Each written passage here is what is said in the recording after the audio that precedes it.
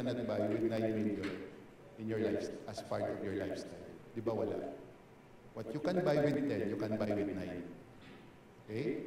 So, my point is this. What if all companies will decide, instead of earning 10, you will just earn 9 and invest the 1 either in developing their people not to be prepared, or instead of firing other people to downsize, they can continue to employ them because they decided that 1 million will be given back so these guys will continue their job.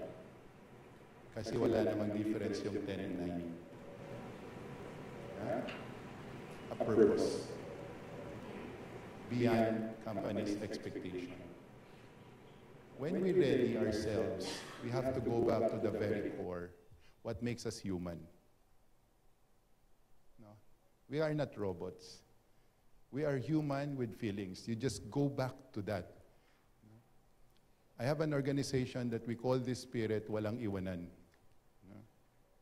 How do we make sure that in all our policy in preparing people, that it imbibes that spirit of Walang Iwanan? That from the top down, they know I have to do my best because the one up there will not also leave me behind. Because at the end of the day, this is who we are and this is our purpose. To be a brother, a sister to one another. This is not just about survival. This is about becoming very, very human to other people. See? And that's very, very important. Kasi sometimes in a relief operation, you see all of this organization giving. But very seldom you will see them giving beyond 2 kilometers away from the main highway. Why? Because there's no camera there already.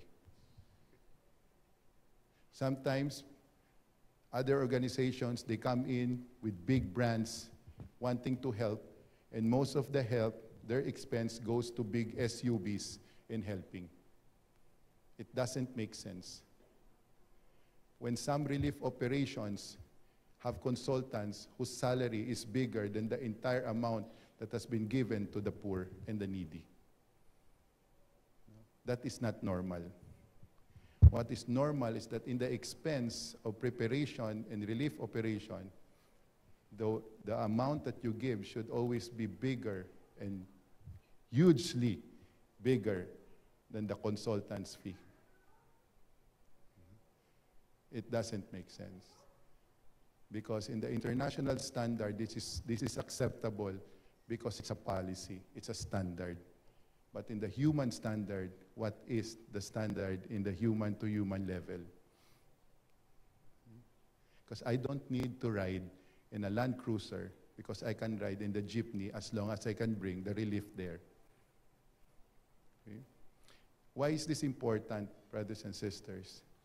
Because when we want to ready ourselves, the top people should be able to show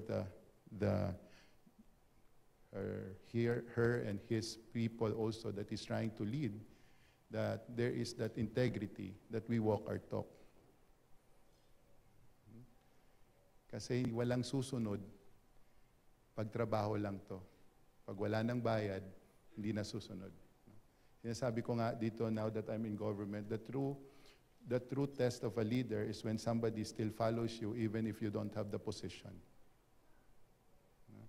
That leadership is about influence and not authority. Kaya when we ready, when we have become proactive, we have to be able to bring everybody to the level of purpose, to the level of being human. Just like my daughter's reaction, what, they don't know that? No? So how do we empower them by bringing them back? What is our purpose here?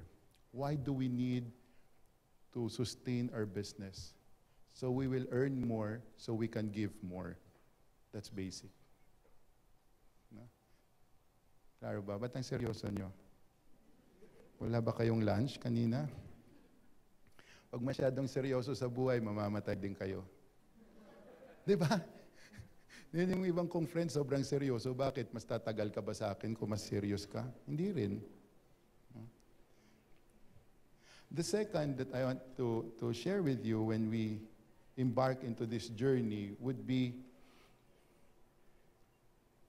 kung alam natin yung purpose natin, how can that purpose define us? That when they look at you and you say you help others, they can really see in the way you live your life. Paano ka maging, how do you become that person according to the purpose that you profess? That's very important also. Kasi relief operation or climate change mitigation or preparation for the people, again, as I have said, kailangan tatago sa puso eh. When the earthquake happened in Bohol, October 15 ba yun?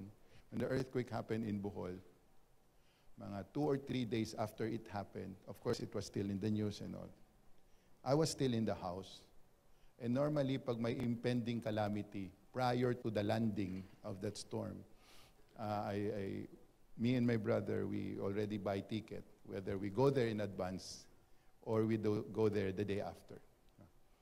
Doon sa earthquake, hindi mo naman alam, nandun pa ako sa bahay 2 or 3 days after the earthquake. And for some reason, my daughter Pia observed that, na nasa bahay pa rin ako. And then she asked me, Papa, why are you still here? Why are you not at the earthquake? No? And hindi ko alam ano reaction ko. Gusto ba ng anak kong mamatay ako? Kasi may aftershock pa eh. No? Or na-realize ng anak ko na ito pala talaga yung passion ko sa buhay. No? And this is how my daughter already sees their dad. No? Na pag may calamity, my dad will not be here. Pag may calamity, he's supposed to be there doing something. My dad is not a hero, is not a saint. It's just that that's how they will see me, that I have to be there. Okay? Now, question. In what we do and what we want to do when we prepare others, no? Is this how your constituents see you? No? Is this how others see your company? Is this how others, or is this what they will expect pag may calamity? Yan si ano, wala na yan dyan. No? Okay. Tataas ko muna yung bangko ng Globe dito. Ha? Hindi ako nang bobola dahil kayo yung sponsor, but because this is true. Okay? Ernest is one of our biggest, sometimes very silent supporter in what we do. No? Pag may calamity, he calls my brother and he tells him, what do you need? Just go, kubala sa inyo. No? And there are times that it's not the entire globe that knows it. Ako, nire-reveal ko si Ernest dito. But, again, after a while, we expect it from him, not because he has the resources, but because we know that it is in his heart to do this. It's just that maybe he cannot do it physically all the time. No? It should already define us. And people should be expecting that from us, that when there is a calamity, they know what you will be doing. Why is it important? Because you're trying to prepare your entire organization. Kung ikaw yung taong naatasan ng organization nyo to prepare the organization, ikaw dapat yung unang pumapasok at ikaw dapat yung nandun. Hindi pwede i-control to really somewhere. Because these things cannot be crafted in a boardroom. It has to be done on ground. Learnings on ground. No? Parang ano yan eh, yung mga relocation site, ang dami